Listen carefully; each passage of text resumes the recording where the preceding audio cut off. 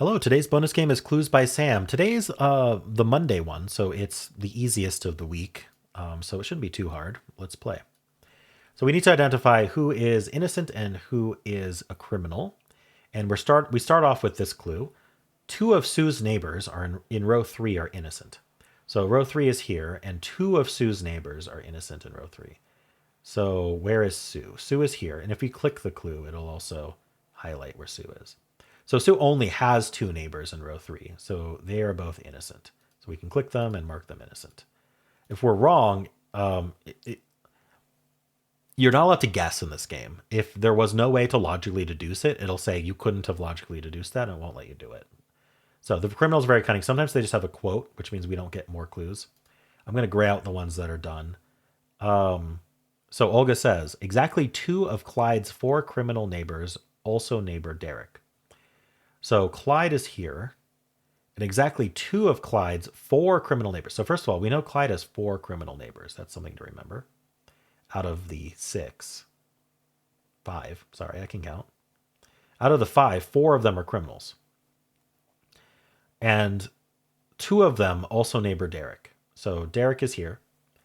So what do Derek and Clyde share in common? They share these two in common. So that means that these two have to be criminals. Why, thank you, Laura. All right. So Henry says, well, first of all, can we determine that Derek or no, we can't determine anyone's innocent here. One of these is innocent. Andre is one of Frida's three criminal neighbors. So that just told us that Andre is a criminal, so we can mark that. And we also learned that Frida has three criminal neighbors. We already know of two of them. So we also knew that Clyde has only one innocent neighbor. Huh. Okay, I'm not entirely sure about that one. Andre says Derek has only one innocent neighbor. Okay, so that means Clyde is innocent. Both innocents above Thor are connected. So Thor, where's Thor? Thor is here. There are two innocents above Thor, and they are connected. The only way they stay connected is to have Ike be innocent. All right. And so one of these is innocent, one's a criminal. There are exactly two innocents in row 1. So row 1 has two innocents. Both of them neighbor Clyde. So that's going to be the innocent, which means Frida is guilty or criminal. So one of these is innocent. There are exactly two innocents to the left of Vicky. So that's both of them. All right. This definitely is easy. Exactly one innocent above Kita is neighboring Ike. So there's one innocent above Kita. That neighbors Ike. So that's this one.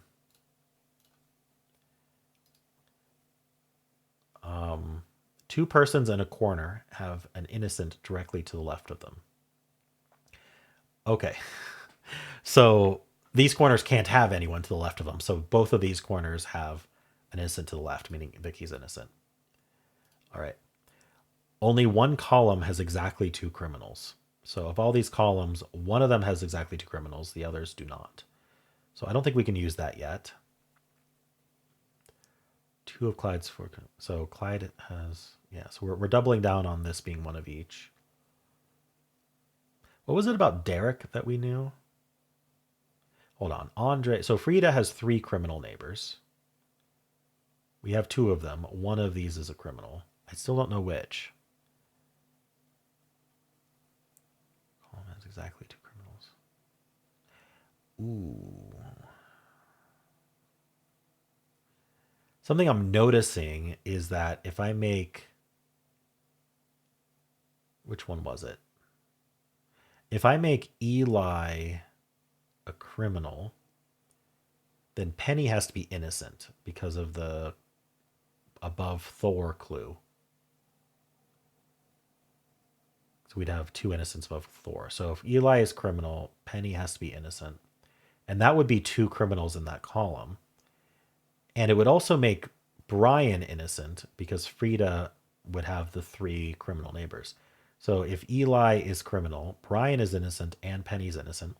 If Brian's innocent, that means that Kita would have to be innocent in order to not do 2 in that column. That's kind of what I was seeing. And then also Ruth would be innocent in order to prevent 2 in that column. So that's very powerful. If Brian is a criminal, then Eli has to be innocent, and Penny is a criminal. And so then Kita would have to be a criminal in order to have 3 criminals instead of just 2 in here, because this would definitely have 2. Okay. I think in general this column always has 2 criminals. So yeah, that's true, because we know that where is it?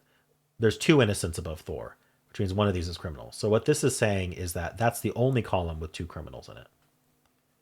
And that means Ruth has to be innocent. All right, there are more innocents in row 3 than 5. Okay, so row 3 has 4 innocents. So row 5 cannot also have 4 innocents, so Zara is a criminal. There are an equal number of criminals in columns B and C. So column C has 1 criminal, and so these both have to be innocent. And that does mean Eli's the criminal and Penny's the innocent. And what do we know about Sue or Derek? Oh, Derek has to be criminal because Clyde needs 4.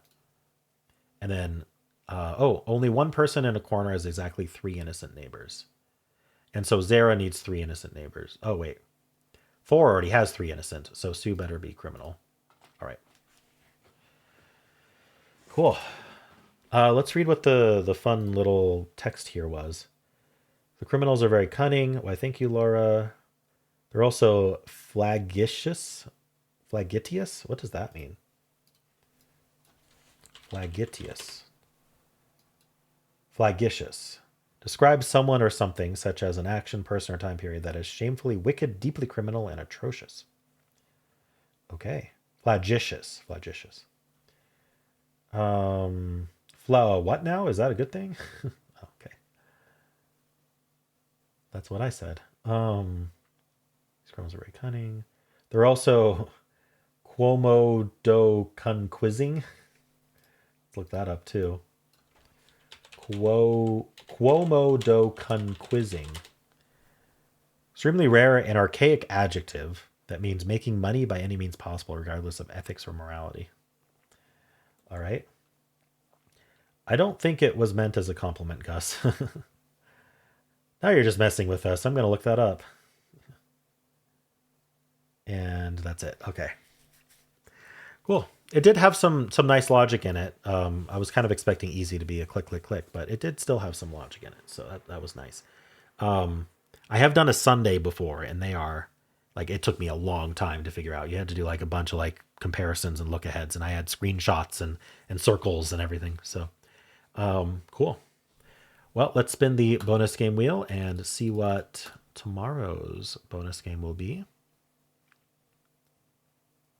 It is Chicago Sun-Times Chicago style mini crossword. There you go. That's a mouthful, but I do believe that is a mini crossword. And Chicago style means it's got Chicago trivia in it, which I know nothing about Chicago, so that should be interesting. And how'd you do?